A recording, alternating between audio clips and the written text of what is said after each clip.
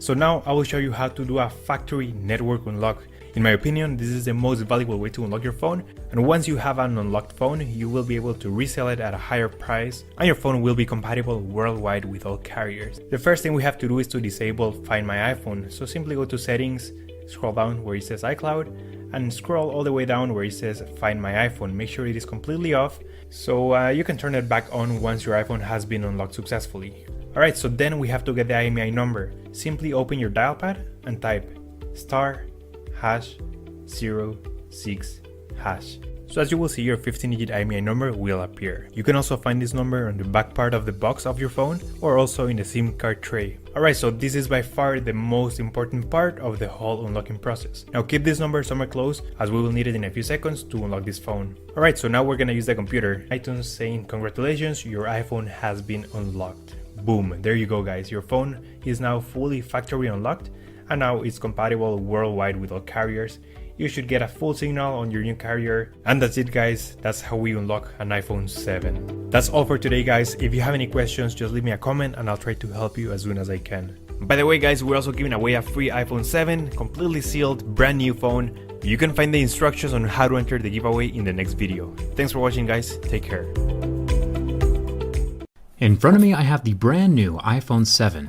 Whether you are Team Android or Team iPhone, anyone can appreciate a well-built phone. And that's what we're here to find out. Can this matte black iPhone 7 survive my durability tests? I've tested over 38 phones so far, including the previous iPhones. So let's see how this newcomer does.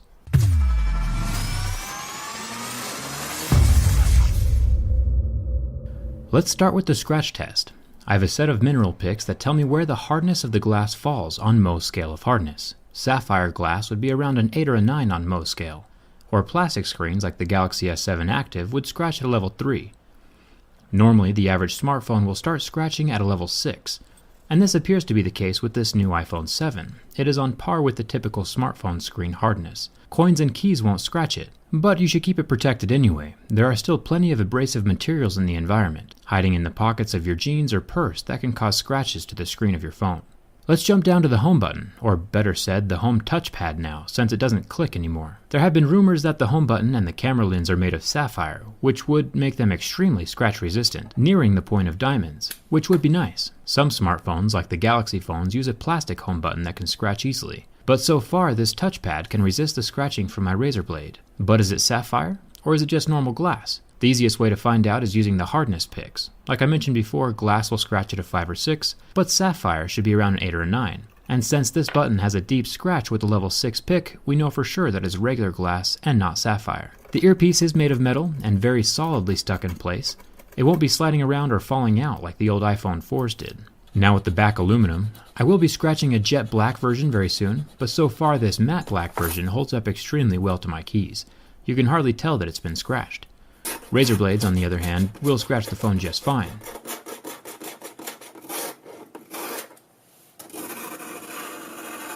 And this is why I always keep my razor blades in a separate purse. You should too, unless you want one of these $800 aluminum curly cues. Now for the camera lens.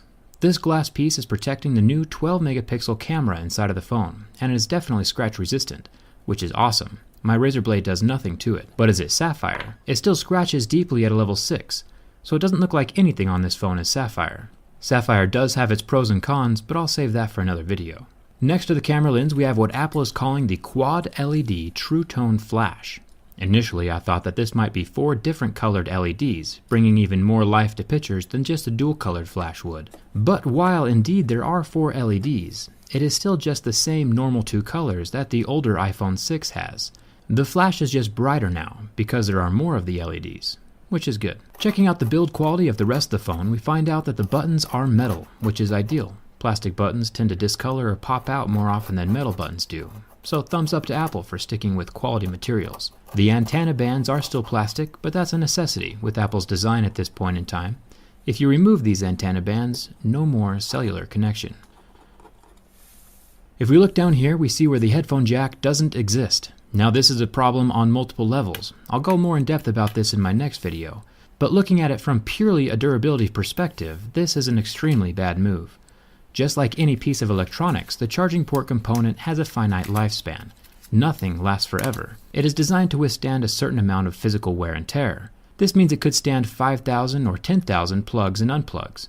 Nobody knows the exact number but Apple, but essentially, now that Apple is combining the headphone jack and the charging port into one, we have two accessories using the same single port, doubling the rate of wear and tear. So once this singular lightning port dies or reaches the end of its lifespan, your phone is toast. There's no backup wireless charging either. So if you are a person who's ever had their charging port stop working on a previous phone, you can sit back and watch your iPhone 7 port die in half the time, unless you fork over the dough for some wireless headphones, which is what Apple wants you to do anyway. I plan on making a video more in depth about the headphone jack in a few days. It'll be revealing, so subscribe and turn on your notifications for that. What do you think? Is it good that Apple killed the headphone jack? Let me know down in the comments. On to the burn test. The IPS LCD of the iPhone 7 lasted almost 10 seconds under direct contact with flame before the pixels got hot and turned off, going completely black. It is interesting to see what screens recover and which ones don't. Samsung AMOLED screens currently turn white and do not recover from flame. The iPhone, however, completely recovered and functions as normal. It is cool to the touch within seconds. Now the bend test. The iPhone 6 had a nifty little trick that would permanently match the phone to the curve of your body if you ever sat on it. The iPhone 7 does not appear to be as flexible. It is interesting to watch the waterproofing adhesive between the frame of the phone and the screen. You can watch it tear as I heavily flex the phone. So while this phone will not suffer from bendgate or catastrophic failure, I would still not sit on it, just to keep that water resistance intact. Once that adhesive is torn, it will not be as resistant as it once was. Overall, Apple has made another solid phone. I appreciate the build quality. I still have plenty more to say about that headphone jack, but that'll come in another video. All of my behind the scenes stuff can be found on Instagram and Twitter, and there's a very good chance I'll start an iPhone 7 giveaway on my Twitter in the next week or so. So follow me there if you're interested in that kind of thing. And if you aren't subscribed yet but love technology, hit that subscribe button. I review tech from the inside. Thanks for watching. Hope to see you around.